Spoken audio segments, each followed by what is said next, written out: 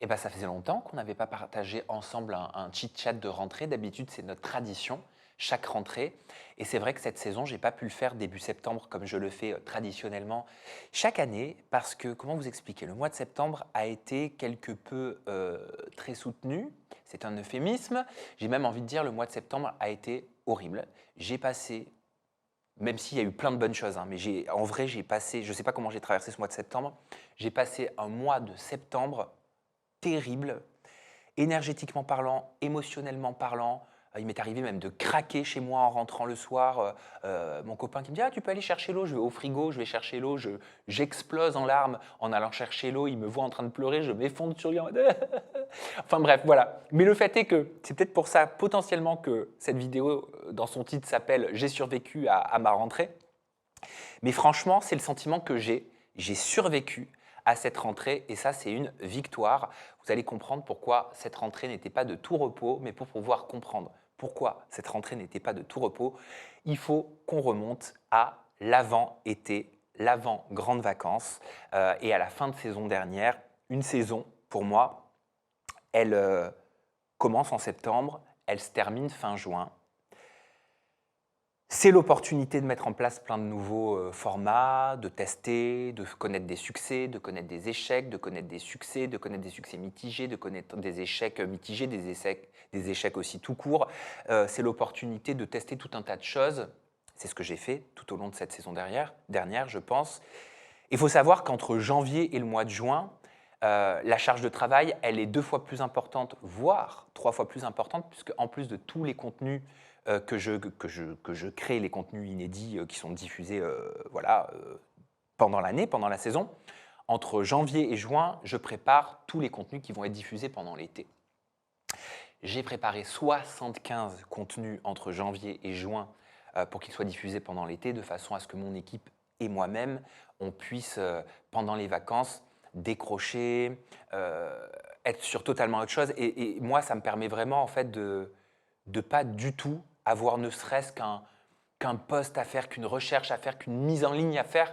Alors, c'est rien en soi, mais une petite tâche, une petite tâche, une petite tâche, ça fait que tu décroches jamais et tu n'arrives jamais à avoir une vie, entre guillemets, en dehors de ce monde des réseaux sociaux, de la création de contenu, de l'influence, de la télé-réalité. Et tout ça, ce n'est pas le vrai monde. Ce n'est pas un métier, entre guillemets, normal. Ce n'est pas une activité, entre guillemets, normale. C'est une activité qui fait vivre tout un tas d'émotions, qui te confronte à tout un tas d'épreuves, de défis tout au long de l'année. Et si vous voulez, l'été, c'est très… j'ai presque envie d'utiliser le mot sacral. Ouais, je ne sais pas si ça se dit, mais il y a un côté très sacralisé pour moi dans les vacances d'été parce que c'est vraiment le moment où je vais pouvoir souffler, arrêter de penser à tout ça et penser juste à qu'est-ce que je vais manger, qu'est-ce que je vais faire avec mon chéri, euh, passer du temps avec mes proches, avec mes amis, avec ma famille, partager des moments normaux de la vie de tous les jours et putain, j'ai envie de dire, qu'est-ce que ça fait du bien. Voilà, moi j'aime cette vie-là aussi, et en tout cas j'aime la vivre pendant l'été. C'est pour ça souvent que les rentrées, elles sont difficiles, mais vous allez comprendre que celle-là, elle l'a été d'autant plus de par tous les changements qui allaient avoir lieu et que j'ai découvert justement un petit peu avant l'été. Aussi, il y a tous les préparatifs avant de partir en vacances, commencer à songer aux nouveautés, qu'est-ce que tu vas pouvoir apporter de différent, l'évolution que j'ai aussi envie d'apporter à ma carrière, à mon travail.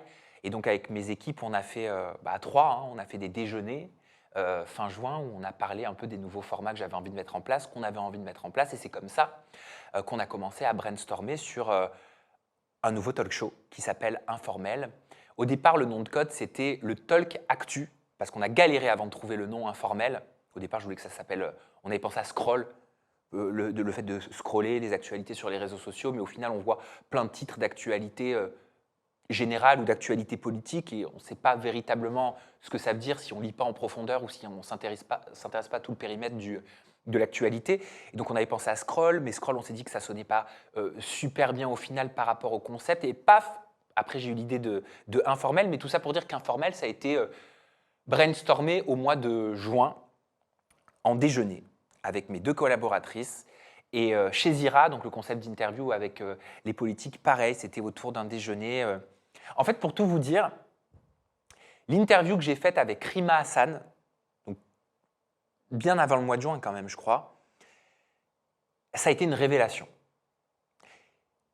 Le travail de préparation que j'ai fait sur cette interview pour recevoir Rima Hassan, il a été exaltant, excitant, parce que ça me mettait au défi et ça me sortait de ma zone de confort par rapport à des questions que j'ai l'habitude de formuler ou des angles que j'ai l'habitude de traiter. Donc j'avais aussi une adrénaline par rapport à ça et un enjeu. Et quand j'ai réalisé cette interview, quand j'étais face à Rima Hassan, j'ai compris que c'était quelque chose qui me plaisait beaucoup d'apporter cette dimension-là, de creuser dans ces sujets-là, d'avoir l'opportunité de traiter ces sujets-là. Et quand l'interview elle a été diffusée, malgré tous les problèmes que ça a pu m'amener, vous le savez, avec ma propre famille, certains membres de ma propre famille qui m'ont complètement mis de côté, écarté, insulté, critiqué, les pauvres mes parents d'ailleurs, pour ça. Malgré tout ça, j'ai réalisé que cette interview avec Rima Hassan, elle m'avait donné envie de faire d'autres interviews géopolitiques, politiques, de traiter de sujets d'actualité, de recevoir des personnalités du monde politique ou de l'actualité, des médias, que je n'avais pas forcément l'habitude de recevoir jusqu'à présent. Et donc merci à l'interview et à Rima Hassan pour ça, parce que quelque part, c'est ça qui m'a donné l'envie de créer chez Zira et de créer un formel par la suite. Mais j'y reviendrai un petit peu plus tard sur ces deux nouveaux formats. Avant de partir en vacances, donc au mois de juillet, j'étais quand même pas mal angoissé, mais je trouve que j'ai plutôt bien géré. Pour une fois, je ne me suis pas laissé submerger par les émotions, par le stress, par les crises de panique. J'en ai pas eu, à ma connaissance, même si parfois j'ai eu des petits pics d'angoisse intense, mais je trouve que j'ai plutôt bien géré, même pour mon entourage. Parce que je savais que j'allais pas avoir un été pleinement de tout repos, dans le sens où j'allais devoir déménager mon studio, j'allais devoir déménager mon bureau, mes bureaux, j'allais devoir gérer toutes les nouveautés, les créations d'habillage, etc. liées au nouveau format, j'allais devoir réfléchir à la suite de la saison 5 d'Aja, j'allais devoir travailler avec une société extérieure pour pouvoir créer une régie, commander tout le nouveau matériel. Moi, tout ça, c'est des sujets qui me dépassent, ce n'est pas mon métier. J'étais pris par les délais, j'étais pris par le temps. Il faut savoir que je ne fais pas partie d'un grand groupe, je ne fais pas partie d'un groupe TF1, je ne fais pas partie d'une grande chaîne, enfin d'un gros groupe avec des milliardaires derrière qui te poussent, qui te mettent les moyens.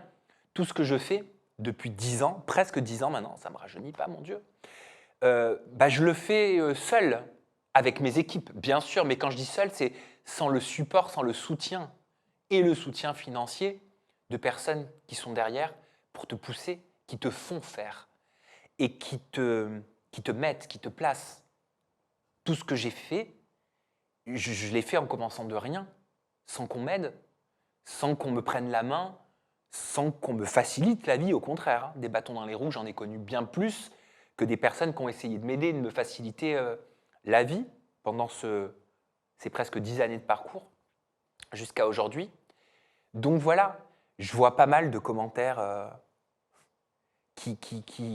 comme si quelque part j'avais atteint un niveau qui fait que j'étais plus un petit des débuts et donc lui de toute façon c'est facile pour lui, etc. Non, c'est pas facile pour moi, au contraire c'est très dur.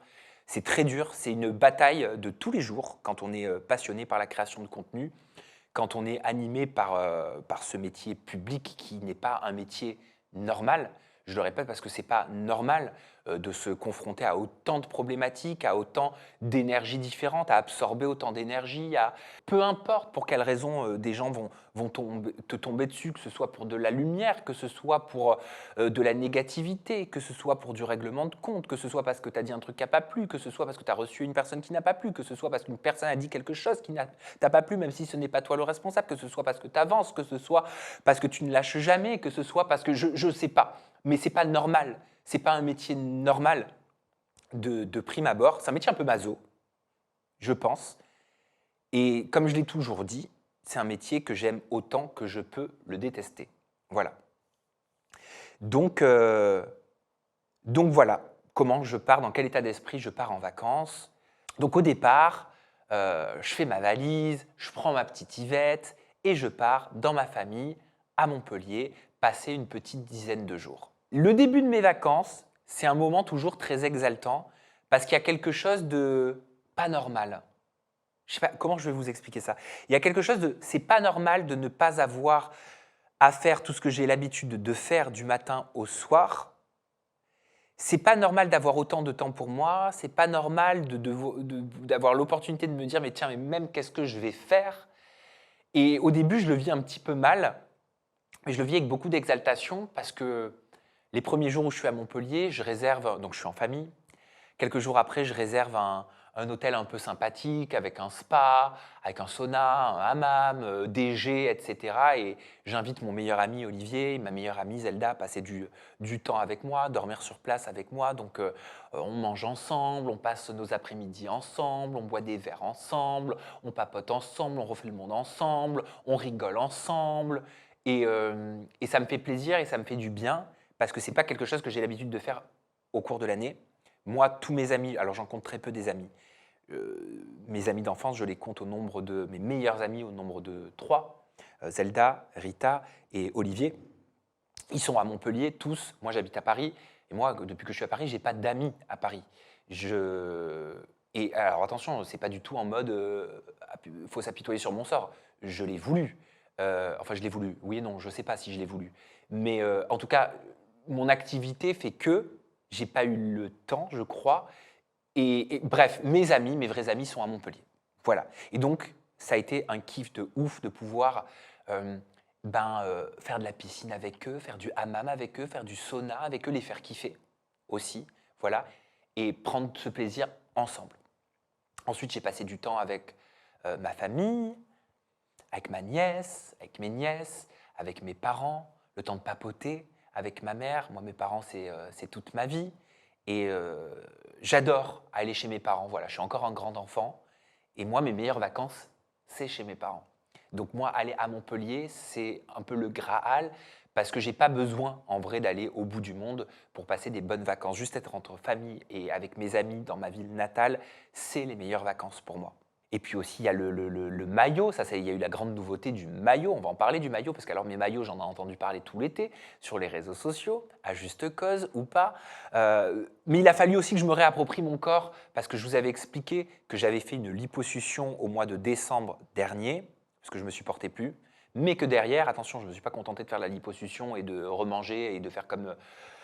Enfin, d'avoir exactement la même hygiène alimentaire sans sport ni rien par la suite, non. Je me suis pris en main, je suis allé au sport tous les jours, parce que c'est hyper important au-delà du physique pour la santé, je l'ai réalisé. Et puis j'ai repris un rééquilibrage alimentaire. Alors certains diront, Anouchka, elle a peur que je retombe dans l'anorexie comme j'ai pu le traverser il y a plusieurs années maintenant, mais non, c'est vrai que je garde encore mes troubles de TCA en moi, je pense, mais ça se passe plutôt bien parce que je mange plutôt équilibré. Mais bref, tout ça pour vous dire qu'il a fallu que je me réapproprie mon image parce que j'ai plus le même corps d'avant la lipo. Et au début, j'étais avec mes meilleurs amis à la piscine et je vais pour mettre ma serviette comme je le faisais avant. Voilà, comme ça, là, comme les vieilles. Là. Comme ça, et ça te cache tout le corps. Et mon meilleur ami Olivier me dit, mais pourquoi tu vas aux toilettes avec ta serviette? Je lui dis, bah parce que je vais traverser. Il dit, mais t'as plus besoin. T'as plus besoin d'être complexé. Et donc, ça a été difficile un peu cet exercice pour moi parce que je n'avais pas envie de le faire, mais je l'ai fait. J'ai dit, ah, ok, alors j'ai pris ma serviette et je l'ai mis juste autour de la taille, j'ai traversé. Et j'avais l'impression que tout le monde me regardait, j'avais l'impression que ça allait pas, parce que ça a toujours été terrible pour moi d'aller du transat jusqu'à la plage ou de ma chaise longue jusqu'à la piscine quand je suis en présence de personnes même qui me connaissent, mais surtout qui ne me connaissent pas, ou alors qui peuvent me connaître, mais enfin bref, vous m'avez compris. Ça a toujours été mon traumatisme, ça. C'est genre, j'ai des sueurs froides à ce moment-là où il faut se lever du transat. Et donc voilà, mais je l'ai fait.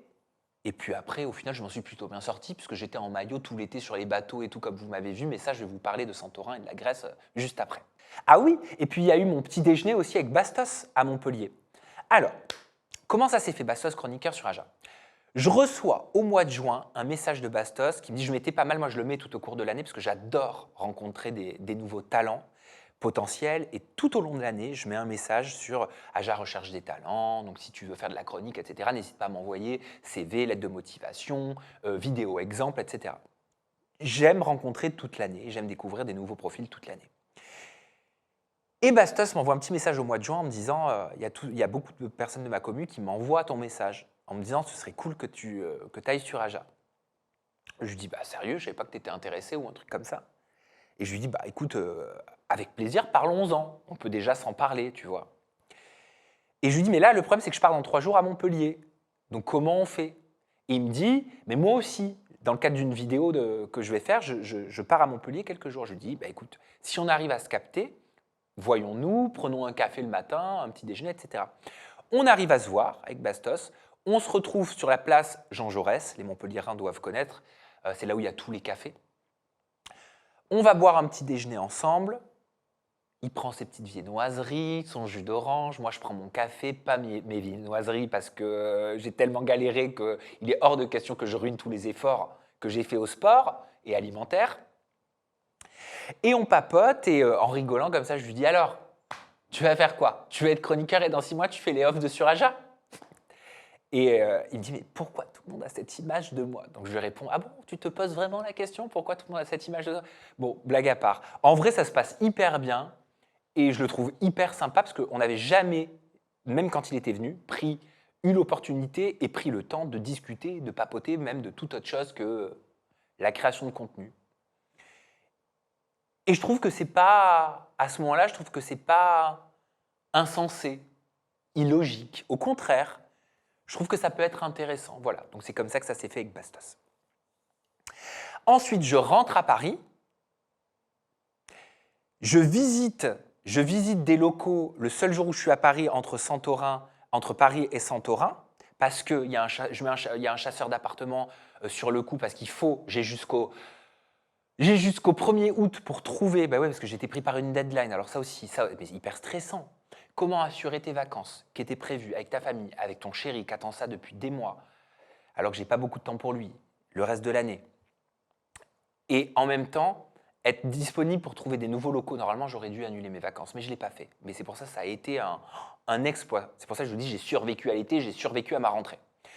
Donc, je visite des locaux parce qu'il faut que je trouve des locaux. Enfin bref, c'est la galère parce que dans Paris, c'est la galère. En même temps, c'est la préparation des JO. Donc, va trouver des locaux, des bureaux dans Paris pendant les préparatifs des Jeux Olympiques 2024 avec tout le bordel que c'était dans Paris. Et puis, ça ne me plaît pas parce qu'il y a des choses particulières. Il me faut une salle pour les invités et le maquillage. Il me faut une salle pour la régie. Il me faut une salle pour le bureau avec mon équipe. Une salle pour le tournage avec assez de recul pour les caméras, etc. Bref, c'est un casse-tête le truc. Ça va pas, ça va pas, ça va pas. Donc, je pars à Santorin, le voyage était réservé, etc., avec mon chéri. On prend l'avion. L'avion, vous connaissez mon rapport à l'avion. Alors oui, ça, je ne sais pas si je vous l'avais dit, mais il y a plusieurs années, j'avais vu une énergéticienne qui m'avait dit, alors je ne sais pas si elle avait vu certaines de mes vidéos ou si elle ne me connaissait vraiment pas, mais elle m'avait dit que dans une vie antérieure, selon elle, j'étais mort dans un crash aérien, ce qui pourrait potentiellement expliquer pourquoi je suis tant tétanisé par l'avion. Et je sais que ça paraît très bizarre parce que quand je décolle, j'ai pris l'avion l'année dernière et cette année, parce que je ne l'avais pas pris pendant des années, je n'avais jamais voyagé avec mon copain en avion et je le fais vraiment pour lui. Hein. Voilà. Et puis c'est agréable en vrai, pas l'avion, le voyage avec la personne que tu aimes.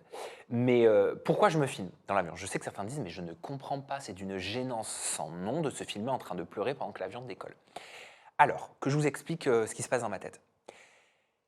J'ai l'impression, c'est tellement une épreuve pour moi, donc je prends 2 Xanax, voilà. Je bois même un petit peu d'alcool, pas avant, mais après, une fois dans l'avion, parce que ça m'aide à décompresser. Enfin, il paraît que ça m'aide à décompresser, etc. Donc, l'abus d'alcool est dangereux pour la santé, à boire avec modération. Mais on m'en a proposé dans l'avion, donc j'ai pas dit non. J'étais pas contre une coupe de champagne. Oui, pourquoi je me filme? Pourquoi je me filme au décollage? C'est tout con, mais j'ai l'impression que si je suis en train de me filmer sur les réseaux sociaux pendant que l'avion décolle, eh ben, j'ai l'impression qu'il ne peut pas y avoir de problème. J'ai l'impression qu'il ne peut pas cracher. Parce que c'est pas possible. L'avion, il peut pas cracher pendant que je suis en train de chialer sur les réseaux sociaux. Ce serait trop fou. Ce serait trop dingue. C'est pas possible. Et ça me rassure, en fait. Ça me rassure.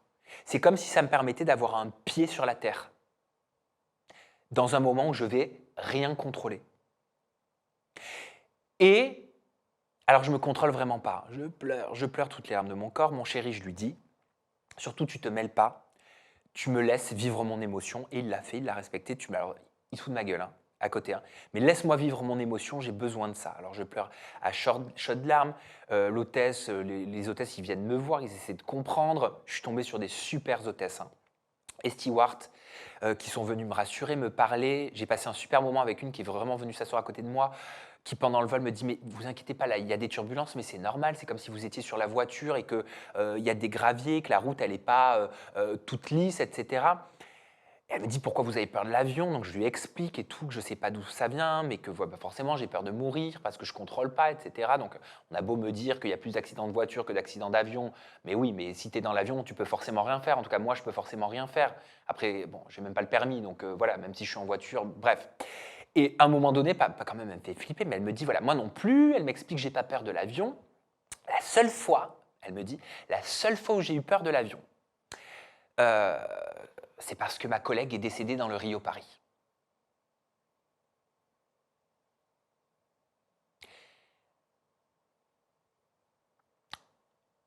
J'avais envie de compatir, parce que c'est horrible.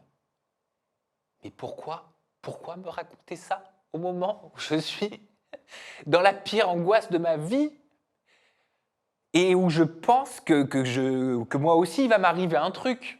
Alors après, je peux comprendre en tant qu'hôtesse de l'air, tu as une collègue, voilà, c'est traumatisant. Voilà, c'est traumatisant. Mais pourtant, elle m'expliquait que, voilà, elle me disait, voilà, vous pensez bien que voilà, j'ai des enfants, mes enfants, je veux les revoir. Si j'étais en danger, je ne serais pas là. J'ai pas osé lui dire. Mais si sa collègue, j'imagine que sa collègue aussi. Hein, Enfin bref, voilà, c'était quand même très gênant. Mais voilà, on a papoté. Et au final, je suis arrivé sain et sauf à Santorini. Et ça a été une des plus belles vacances en même temps, j'en ai pas fait beaucoup, hein, vous allez me dire, à l'étranger. Mais c'était génial. J'ai vraiment réussi à décrocher, même si je faisais quasiment tous les jours un rendez-vous, à peu près 2 heures de rendez-vous, que ce soit pour le matériel, pour la régie, le nouveau matériel, que ce soit pour l'immobilier, parce que là, c'était vraiment l'objectif. Trouver le futur local dans Paris qui va accueillir le nouveau studio et le nouveau bureau. C'était le focus, donc j'étais tous les jours en train de regarder ce que le chasseur d'appartements, j'ai eu la chance d'avoir un chasseur d'appartements, les vidéos qu'il m'envoyait, etc. Donc entre deux, alors je ne buvais pas beaucoup de cocktails parce que je faisais attention à ma ligne, mais entre deux petits sirotages, parties de raquettes, etc. C'est vrai que j'étais toujours en train de regarder, il y avait toujours un truc malheureusement qui n'allait pas. Je finissais par me décourager, à me dire mais merde, est-ce que je vais y arriver à trouver mes studios dans Paris? C'est la galère, quoi, c'est la capitale. Et pourtant je galère. Mais je me suis régalé. J'ai quand même réussi à décrocher malgré tous ces rendez-vous journaliers. On a fait des super restos avec mon chéri. On a fait les sunsets, comme ils disent à Santorini. Santorini Sunset, les couchers de soleil. Alors, j'en ai pas vu beaucoup parce que je n'ai pas voyagé dans le monde entier, mais c'était forcément parmi les plus beaux couchers de soleil que j'avais jamais vus. Et en vrai, c'est des très beaux couchers de soleil. Et puis, on a dîné devant des couchers de soleil. On a trinqué au champagne devant des magnifiques couchers de soleil.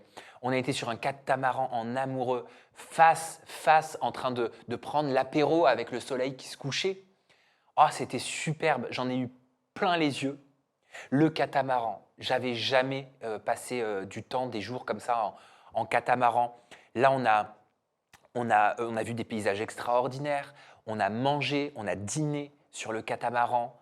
Moi, j'ai super peur, c'est-à-dire que normalement, je ne me baigne pas dans la mer ou vraiment juste pour me rafraîchir au bord, et encore je mets des chaussures en plastique, mais je ne vais pas me baigner si j'ai pas pied. Mais là, c'était tellement beau que il m'avait promis qu'il n'y avait pas de requins. Est-ce qu'ils m'ont dit ça pour me faire plaisir? Mais en même temps, on m'a dit dans la mer Égée, il n'y a pas de requins. Mais j'y crois pas, ça reste la mer. Mais enfin bref, voilà. Donc je me suis baigné, j'ai sauté. Au départ, j'avais peur.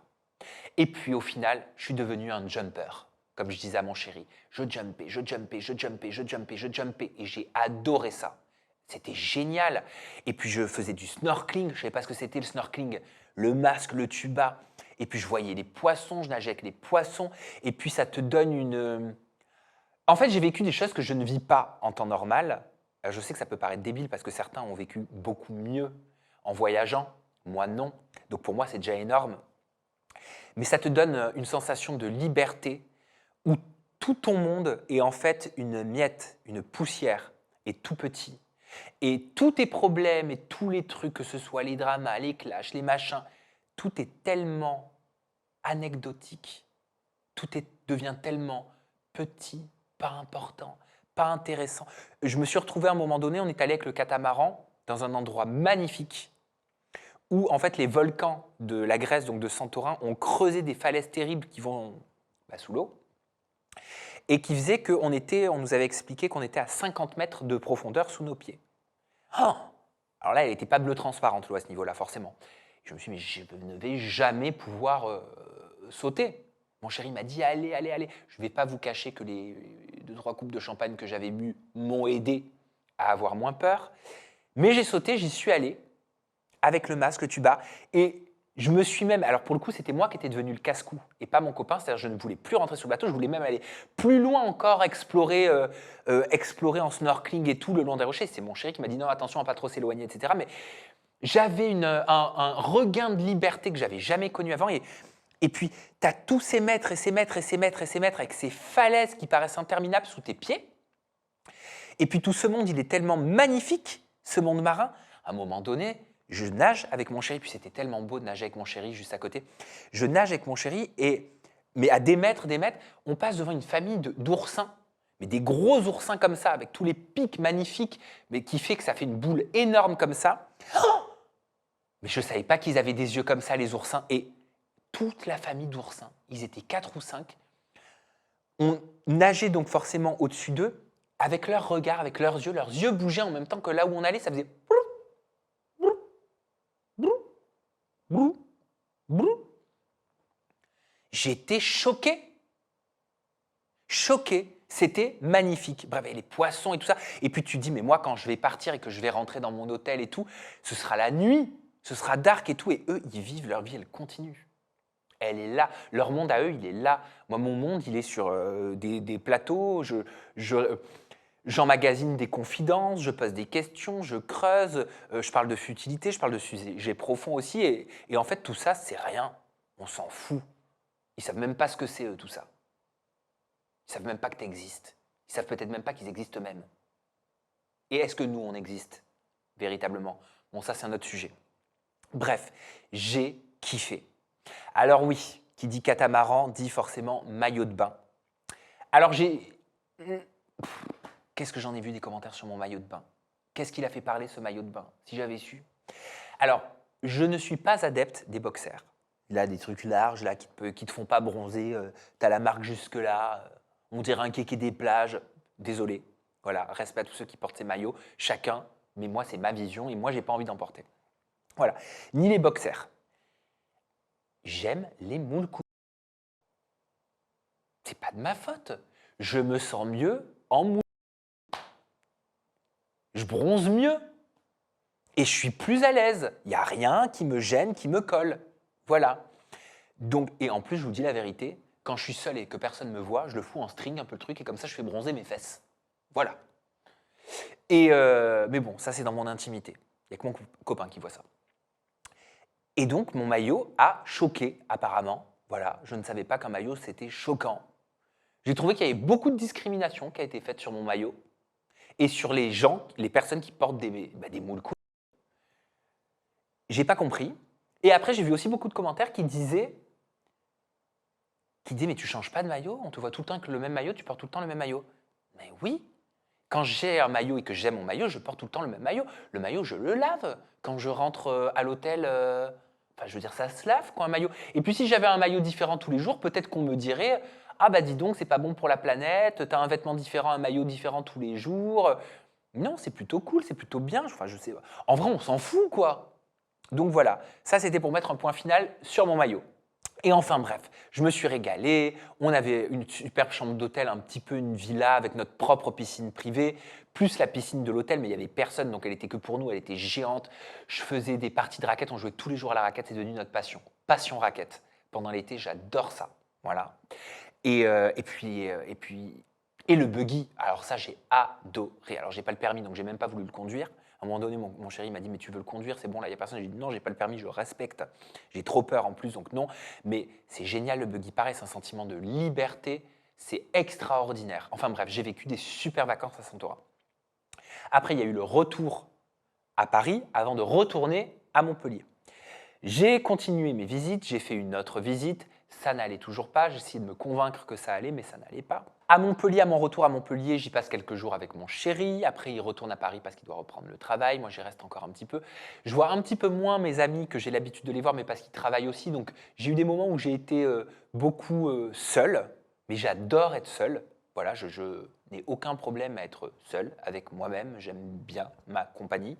Et je suis quelqu'un en vrai de très solitaire. Hein. À la base, petit, je jouais beaucoup tout seul. J'ai jamais eu besoin d'être entouré de beaucoup de personnes pour passer des bons moments. Voilà. Et j'étais aussi beaucoup avec mes parents, avec ma famille. Voilà, on a passé vraiment des bons moments en famille et ça fait du bien. En parallèle, je continuais de regarder les appartements, etc. Une de mes collaboratrices a pu faire une visite de local d'activité sur Paris. Elle m'a tout envoyé. Et je vais réussir à parler, mais c'est sur celui-ci que j'ai pu acter un bail, que j'ai pu signer par le biais du chasseur d'appartement un bail dans des locaux que je n'avais pas vus en physique, mais qui avaient été vus par le chasseur d'appartement et par ma collaboratrice et que j'avais uniquement vu sur la base de vidéos qu'on m'a envoyées. Et moi qui suis un mec contrôle fric et qui ai besoin de tout voir et d'être sûr de tout, et même quand je les vois, je doute et j'ai envie de changer d'avis, là c'était non, je ne vais pas dire très difficile, je vais dire que c'était un véritable exercice psychologique pour moi que de me lancer, mais j'ai fait des progrès en vrai, parce que je me suis lancé dans ce projet sans l'avoir vu, sur la base de la confiance et sur la base de vidéos. Voilà, donc je suis plutôt fier de moi en vrai et je suis content d'avoir réussi cet exercice. Bref, j'en profite aussi pour faire du sport, parce qu'avant c'était l'excuse, je suis en vacances, je fais pas de sport, je suis en vacances, je me détends. Non, le sport, ça doit faire partie de mon hygiène au quotidien, quasiment. Voilà, c'est pour la santé, c'est pour le bien-être physique, donc j'ai continué à faire du sport et à le relayer sur les réseaux sociaux parce que c'est quand même une satisfaction pour moi qu'on n'avait pas fait pendant 8 ans. J'en faisais aussi à Santorin, du sport. J'allais courir le long de la plage tous les matins. Il faisait déjà 40 degrés, mais c'était génial. Je faisais ça pendant une trentaine de minutes. Arrive le moment où il faut que je rentre à Paris, où les vacances sont terminées et où je commence à reprendre petit à petit le travail dans ce que j'appelle la première phase de rentrée. J'ai souvent 2 à 3 phases de rentrée. La semaine 1 est une phase très calme, mi-août, où je retrouve mes collaborateurs, un collaborateur, une collaboratrice, et on se met à brainstormer, à réfléchir, à commencer à travailler sur la programmation, donc c'est les invités, les chroniqueurs, d'Aja, du nouveau talk show informel, des invités qui vont venir en interview, on répond aux différentes sollicitations, on sollicite également. C'est une phase, cette phase 1, elle est plutôt très cool, très agréable, très calme. La phase 2, on rentre dans la phase où on commence à préparer les tournages, où on commence à être un petit peu plus dans le feu de l'action. Et la phase 3, c'est la phase où reprennent les tournages. C'est la phase où ça y est, tu es dans ta rentrée de création de contenu. Elle a véritablement commencé. Et la phase 4, c'est là où tu commences à diffuser, où les contenus intemporels de l'été sont terminés, où là, il y a tous tes inédits qui arrivent. Et puis, je découvre aussi, pour de vrai, quand je reviens sur Paris, les nouveaux locaux, les nouveaux bureaux. Je les découvre en vrai. Et là, déconvenu. Je n'aime pas. Je regrette le choix. Je trouve que ça n'a rien à voir avec les vidéos que j'ai prises. Je trouve que l'état du local n'est pas bon, n'est pas en bon état. Je trouve que c'est vétuste. Les toilettes me dégoûtent. Je regrette mon choix. Je me dis qu'en l'état, c'est pas possible de tourner là-dedans, qu'il faut forcément faire une phase de travaux. Mais je suis en location, ça coûte déjà cher. Si je me rajoute des travaux, ça coûte déjà encore plus cher. Enfin, c'est des économies professionnelles. Pour pouvoir faire ça, c'est des économies professionnelles, c'est des mises de côté depuis un certain nombre de temps. Donc il y a un véritable enjeu. C'est le fruit de beaucoup de travail, à la sueur de mon front. Donc là, je suis dégoûté. Je me dis que je veux me rétracter, mais le bail est déjà signé. Et ce n'est pas possible de se rétracter quand un bail professionnel est déjà signé. Et là arrivent des nouveaux problèmes. Il faut trouver un entrepreneur. Je réalise qu'il va y avoir une phase de travaux qui n'était pas forcément prévue, en tout cas pas de l'ampleur qui se présente face à moi. Et en plus de toute la préparation d'Informel, de chez Zira, des interviews à venir, d'Aja, je me retrouve avec ces travaux en plus à devoir gérer. Heureusement, j'ai un super entrepreneur. Et là, on se retrouve dans une phase de travaux où, quand je vous dis des travaux, c'est qu'il faut refaire tous les murs. Il faut rendre propre le lieu parce qu'il y a des invités qui vont venir. Il y a une image aussi à tenir. Il faut créer des cloisons. Il faut créer carrément une régie dans une pièce qui n'existe pas. Il faut reprendre les murs parce que les murs sont un peu crépis, ils ne sont pas lisses et c'est pas joli. À l'écran, ça fait du grain. Donc, il y a tout qui est à faire. Tout est à faire. Quand je vous dis que tout est à faire, c'est que tout est à faire. Et là, tu sais, tu as ce sentiment de... Tu lâches les bras comme ça et tu te dis, mais je vais jamais y arriver. Je ne vais jamais y arriver. C'est pas possible.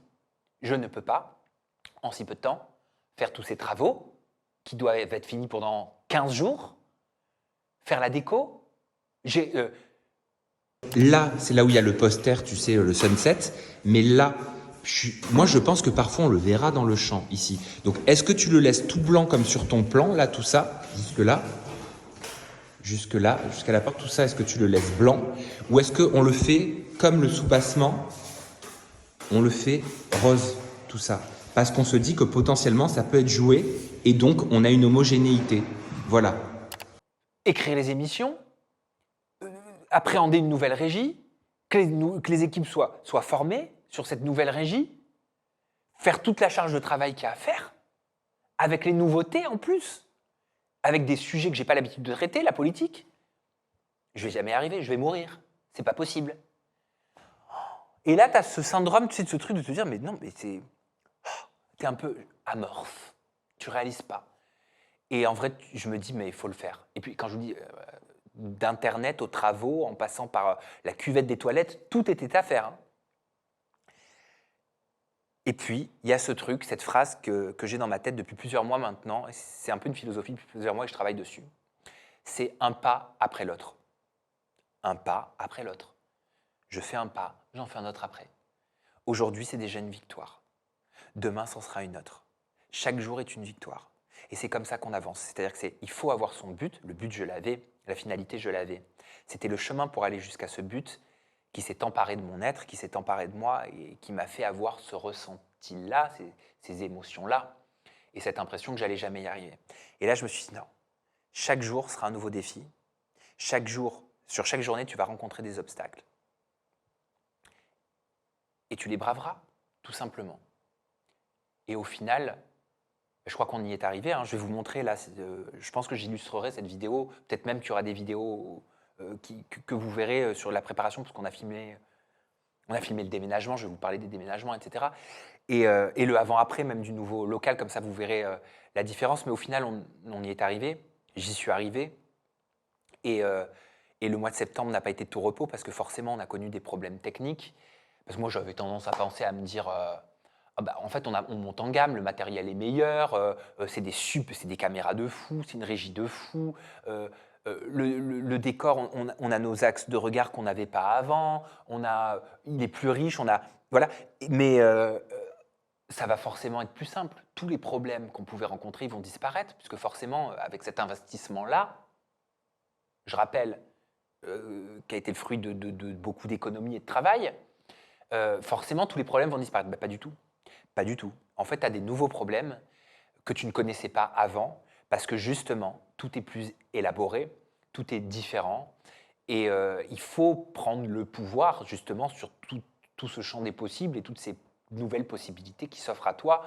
C'est comme quand tu avais, je n'ai pas le permis, donc je vais quand même faire la comparaison, mais comme quand tu avais une petite voiture de ville, et que tu passes à une voiture, je ne sais pas moi, une voiture féroce, de compète, etc., j'imagine que tu ne l'appréhendes pas de la même façon, tu ne la gères pas de la même façon. Mais je n'avais pas anticipé ça. Même si c'est vrai qu'au moment de la rentrée, je fais souvent des brainstorming, des réunions avec mes équipes, je lance des sujets. Et là, j'avais lancé le sujet défis et obstacles. Et je voulais qu'on réfléchisse tous ensemble pendant une petite demi-heure, là, tour de table, entre équipes, sur les défis et les obstacles qu'on allait pouvoir rencontrer au cours de la saison à venir. On liste un peu les défis et les obstacles qu'on va rencontrer, mais je n'avais pas anticipé cet obstacle-là. Mais bon, bref, c'est pas grave. C'est comme ça qu'on apprend aussi. Et voilà. Et il a fallu aussi préparer les déménagements, parce qu'au milieu de tout ça que je suis en train de vous raconter, il y a eu les déménagements. Un déménagement, c'est déjà la galère, mais là, j'avais 2 déménagements. Parce que les bureaux où on travaille, mon ancien appartement, le petit 50 mètres carrés, c'est là où on travaille, mais là où on tournait, c'était ailleurs. Donc il y avait toute la partie des tournages à déménager, toute la partie du bureau à déménager, à organiser, avec toute cette charge de travail au milieu de tout ça, et la nouvelle régie, et le nouveau local, et le bail. Je ne sais pas comment j'ai fait. Je ne sais pas comment j'ai fait. Franchement, je ne sais pas comment j'ai fait. Et puis, il y avait aussi un peu le pincement au cœur quand même. Parce que, voilà, tu quittes un décor, tu quittes une habitude, tu quittes une routine. Et ben voilà, ça y est, on a tout préparé. C'est une page qui se tourne. Tout est en boîte. Là, ça fait bizarre quand même de voir le décor comme ça, je trouve. Un peu. Voilà, c'est une page qui se tourne. Et une nouvelle qui commence. Ça te fait quoi? Bah, ça me fait plaisir. Franchement, ça me fait plaisir. Je suis content qu'on ait notre propre endroit où on fait vraiment nos trucs à nous, etc. Comme on veut le faire. Et j'ai hâte en vrai. Et je suis pas stressé bizarrement. Et t'es content de tout ce qui s'est passé ici? Oui, il s'est passé de belles choses ici. Il s'est passé de très très belles choses ici. Ouais. On a rencontré des personnes fabuleuses. On s'est rencontrés. On a fait des choses on a fait des choses créatives. Il y a eu du stress aussi parfois. Il y a eu des remises en question. Il y a eu du rire. Il y a eu des larmes. Il s'est passé énormément de choses hein, ici. Mais Ouais. je suis hyper content de tout ce qui s'est passé dans ces murs. Voilà. Et tu sais pas ce que tu vas avoir, et voilà, enfin bref, voilà. Tout ça a été mêlé à de la nostalgie, à de l'excitation, à du plaisir. C'était une rentrée et un été particulier. Et puis quand j'étais en phase 2-3 de la rentrée, donc vous avez compris mon histoire de phase et que les tournages ont repris, et qu'on a rencontré des problèmes techniques auxquels je ne m'attendais pas avec tout ce nouveau matériel, cet investissement, je l'ai super mal vécu. Super mal vécu, parce que c'est difficile, quand c'est ton métier, quand tu es créateur de contenu, déjà de ne pas avoir la main mise sur un aspect technique que tu ne maîtrises pas parce que ce n'est pas ton métier, donc tu te sens inutile, tu as l'impression que tu ne... En fait, tu subis une situation parce que tu sais que tu peux rien faire dans les faits. C'est que voilà, quelqu'un qui n'est pas pilote d'avion, il ne peut pas conduire un avion. Quelqu'un qui ne sait pas réparer une voiture, il ne peut pas du tout réparer une voiture. Et c'est tout ce qu'il entend, il ne comprend pas. Donc tu te sens impuissant. Et ce sentiment d'impuissance face à des problématiques techniques, il est très difficile quand tu es créateur de contenu.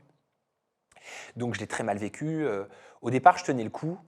Et il est arrivé certains soirs où je rentrais chez moi et je me mettais à craquer, mais en larmes, comme un gosse de 6 ans, quoi. Et puis j'ai craqué sur l'épaule de mon chéri, et il m'a dit bah, pleure, ça te fait du bien, ça va te faire du bien, parce qu'il voyait que ça allait pas, mais que je ne craquais pas. Et j'ai craqué, ça m'a fait du bien, mais je suis content parce que j'ai réussi à le faire sans tomber dans une dépression comme ça a pu m'arriver certaines autres années. Et donc ça aussi, c'est une victoire. Et donc voilà, c'est pour ça que, bien sûr, vous aviez raison quand je disais sur les 2 premiers AJA, on a vite mis en place des choses justement pour corriger les problèmes. La lumière, elle n'est pas bonne, j'aime pas la déco, le son, ça résonne, ah ben franchement, tu pourrais faire mieux. Mais alors, je m'en fous, j'ai pas l'habitude en vrai de prendre en compte ce type de commentaires-là, mais quand tu te sens faible et émotionnellement fragile, parce que bah, vous avez compris maintenant la situation, et tu lis ça, ça te met un coup supplémentaire, ça te tape encore un petit peu plus, ça te fait mal, encore un petit peu plus, et tu ne le montres pas. Voilà, parce qu'il ne faut pas le montrer. Et voilà, je pense que ça a dû contribuer à cette rentrée compliquée, mais je les comprends en même temps, les commentaires, il y a une certaine exigence.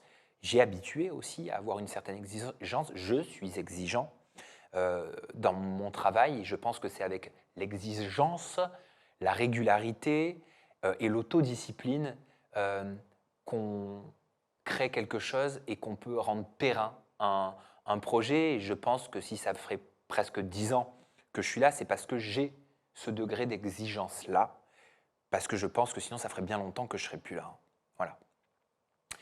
Et que je me serais laissé happer par tout ça. Donc voilà, tout ça pour dire que les commentaires, bah oui, je les comprenais, c'est la méchanceté de certains commentaires que je n'ai pas compris, mais c'est pas grave. Et vous voyez, encore 10 ans après, quasiment, je suis encore en train d'avoir... Comme quoi, on s'habitue jamais, hein, en vrai. On s'habitue jamais véritablement. Voilà. Mais il faut apprendre à se dire que c'est pas toi, en fait, qu'on veut toucher. Voilà. Moi, je ne suis pas tout ça. En vrai, je suis pas ça, je suis pas mon contenu. Je ne suis pas, nous ne sommes pas ce que nous faisons. Tu n'es pas ton métier. Tu n'es pas qu'une mère de famille, tu n'es pas qu'une épouse, tu n'es pas qu'une copine, tu n'es pas j'en sais rien, qu'un sportif, tu n'es pas qu'une secrétaire, tu n'es pas qu'une commerciale, je ne suis pas qu'un créateur de contenu. Je suis toute autre chose, moi, dans ma vie, et c'est un aspect de ma vie. Voilà. Bon, enfin bref, voilà, je pourrais en parler pendant des heures de tout ça, mais ça n'a pas été évident. Ça n'a pas été évident, mais ça y est, je l'ai passé, cette période-là. Ça, c'est plutôt cool. Quand tu sens que ça commence à être derrière toi, c'est plutôt cool. Puis, il y a eu les nouveaux contenus, il y a eu les nouveaux formats, il y a eu un formel que je vais continuer de développer. On est au stade, je me cherche là, sur un formel, on se cherche. Hein. Pour l'instant, je trouve que c'est encore un petit peu trop sérieux. Alors attention, sérieux, c'est pas péjoratif, mais c'est juste que je veux apporter quand même si ça va rester sur l'actu générale et les actualités politiques, je veux pas que ce soit que politique, je veux aussi faire réagir même des politiques et des éditorialistes à de l'actualité et même à de la pop culture. Alors pas du tout télé-réalité et influence, mais je me cherche. Voilà, avec un formel. Les interviews politiques, pareil, je me cherche. Là, j'en suis qu'au début. Je commence les interviews politiques comme j'ai commencé les interviews télé-réalité. C'est-à-dire que je suis aux prémices. C'est une grande nouveauté pour moi, hyper stimulante, mais je pense que dans 2-3 ans, quand je regarderai les premières interviews, je me dirai, mais mec, pourquoi t'as pas posé cette question-là? Mais là, pourquoi t'as pas réagi? Pourquoi t'as pas rebondi? Mais c'est pas pertinent. Et je le sais qu'il va y avoir cette phase où je vais entendre, mais comment t'as pu laisser passer tel propos, etc. Oui, ben voilà, j'apprends, j'appréhende, je vais faire des erreurs, je vais en faire plein des erreurs, et puis je vais m'améliorer, et puis voilà, il y aura des erreurs qui seront plus graves que d'autres, plus lourdes que d'autres, peut-être pas graves, mais plus lourdes que d'autres. Vous m'avez compris. Et voilà. Et oui, et j'aimerais répondre aussi aux commentaires qui disent franchement, c'est inacceptable, tu reçois que LFI, que la gauche, etc. En fait, c'est pas de mon bon vouloir, c'est que on a lancé tout un tas d'invitations, on a lancé des invitations à tout le monde. Et puis aussi, c'est un nouvel aspect de notre métier, la programmation politique et actu générale pour nous. On n'a pas l'habitude. Donc, on a lancé des invitations à tout le monde, gauche, droite, RN, extrême gauche, appelez-les comme vous voulez. Il se trouve que LFI, pour l'instant, au moment où j'enregistre ce chit-chat, ont été les seuls à répondre favorablement. Donc, je ne vais pas mettre un couteau sous la gorge de la droite, du RN, de qui vous voulez pour les faire venir. Moi, je n'ai aucun souci à préparer des interviews avec eux, pour eux, pardon, et à les questionner sur leur programme, sur leur vie, sur leur histoire, sur leur projet. Et j'espère d'ailleurs pouvoir vous apporter toute cette diversité, cette richesse en termes de contenu. J'espère, je sais que je vais y arriver et que ça va venir, mais un pas après l'autre. Voilà, il faut me laisser le temps et l'opportunité que tout se mette en place aussi. Voilà. Et puis je sais que quand ça va arriver, j'aurai aussi les critiques inverses. Mais comment tu oses donner la parole à ORN, à telle personne, Alors, quand je ne le fais pas, on te tombe dessus. Quand je le ferai, on me tombera dessus. C'est pas grave. C'est un métier, on te tombe dessus. C'est comme ça. Je l'ai appris. Voilà. Ah oui, puis il y a eu la publicité. La publicité en partenariat avec le groupe Turnadon. Turnadon, qui est un groupe qui possède ce qu'on appelle des écrans dans Paris, donc les walls, les écrans verticaux et horizontaux. Donc c'est une nouvelle façon de faire de la publicité. En gros, c'est de la publicité qui s'adresse à la rue, aux passants, à celle qui va à son travail, qui va acheter le pain et qui passe et qui va voir une publicité sur un écran avec un côté, peut-être une proximité un peu plus importante qui nous remémore notre salon, notre propre écran qu'on peut avoir la plupart d'entre nous dans nos chez nous, voilà tout simplement. Et en fait, Turnadon m'a contacté, m'a proposé ce projet de communiquer différemment, autrement, en s'adressant à monsieur, madame, tout le monde, à la rue. Et j'ai trouvé l'idée hyper séduisante. J'ai donc aussi, pendant l'été, créé cette publicité sans parole qui devait durer 10 secondes et être assez impactante visuellement. Donc pareil, j'ai brainstormé un petit peu avant avec mes équipes, il a fallu faire des choix, etc. C'est quelque chose de nouveau. On n'a pas été aidé par une société de communication parce que voilà, bah, tout a été fait en interne. Je n'ai pas mandaté une grosse société de communication pour faire un truc en réfléchissant à un message, etc. On l'a fait en interne et c'est aussi une fierté de le faire en interne. Alors certains diront peut-être que ce serait mieux fait, ça aurait été mieux pensé, mieux réfléchi. D'accord, voilà, mais il a fallu que je le fasse dans le temps imparti aussi avec tout ce que j'avais à faire et c'était hyper cool comme expérience. Et particulier en même temps parce qu'aller dans la rue et te voir, on a dû le faire dans le cadre de vidéo parce qu'on voulait me filmer avec mon équipe qui allait à la rencontre de ces écrans et tout. Mais en vrai, moi je suis quelqu'un de timide et il y avait tous ces passants, tous ces gens. Et en même temps, c'est normal parce que c'est stratégiquement placé dans des endroits très passants où il y a forcément de facto beaucoup de monde. Et j'assumais pas. Je ne sais pas comment vous expliquer cette gêne. J'ai honte. Voilà. C'était très dur en fait. Et là, j'avais envie de me cacher. J'avais comme un sentiment de gêne, de honte, pas de fierté, plus de gêne et de honte, mais plutôt fier en fait d'envoyer la vidéo, le screen à ma mère, à mes parents et de leur dire « Tiens, regarde maman, il y a mes pubs dans Paris ». Et ma mère « Mais comment ça se fait ?» et tout. Donc voilà, ça m'a rendu fier en fait de cette façon-là. C'est une expérience hyper intéressante, Turnadon. Et j'espère avoir l'opportunité de communiquer avec eux à nouveau. Donc vous l'avez compris, cette rentrée 2024 et cet été n'ont pas été le même été que j'avais l'habitude de passer, ni la même rentrée que j'avais l'habitude de passer. C'est du changement du début à la fin, de A à Z. Je suis passé du noir au blanc, du blanc au noir. Tout n'a été que changement. J'ai dû sortir, et je dois encore sortir de ma zone de confort, sortir de ma routine, de mes habitudes, et tout ça est arrivé en même temps, sur tous les plans, sur tous les fronts.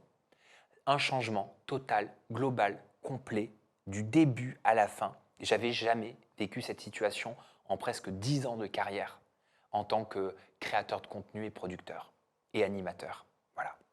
Donc c'était totalement inédit, mais voilà, comme j'aime bien dire, j'ai survécu à mon mois de septembre parce qu'il y a une phrase qui dit aux États-Unis, Britney survived to 2007. Britney Spears a survécu à 2017. Le fameux épisode du rasage de crâne. Et donc moi, je me dis, j'aime bien, voilà, ça me rassure, je me dis, j'ai survécu à ma rentrée. Voilà. Et bien, vous savez tout. En tout cas, c'était agréable de papoter comme ça. Moi, c'est la première fois que j'expérimente ce canapé qui est fort agréable, avec ce décor, en vrai, que je commence à apprendre à aimer. Hein. Apprendre à aimer, aimer sans attendre, attendre à tout prendre. Bref, je vais m'arrêter là. Merci d'avoir été avec moi pour ce chit-chat. Merci du fond du cœur. J'espère pas avoir l'opportunité de refaire des vidéos comme ça. On va en refaire au cours de l'année. J'avais mis en place toutes les semaines les discussions libres. Je sais que je ne l'ai pas fait depuis la rentrée. Laissez-moi juste le temps de tout maîtriser, de reprendre mes marques. Et je vous promets que je remets en place les discussions libres toutes les semaines en live parce qu'en plus, c'était un vrai plaisir pour moi et j'adore cette connexion qu'on a développée durant ces semaines-là de discussion libre. Voilà, merci encore d'avoir été avec moi. Je vous embrasse très fort et on se retrouve sur tous les formats, que ce soit AJA, informel ou les interviews. Je vous embrasse fort. Je vous aime. Bye bye.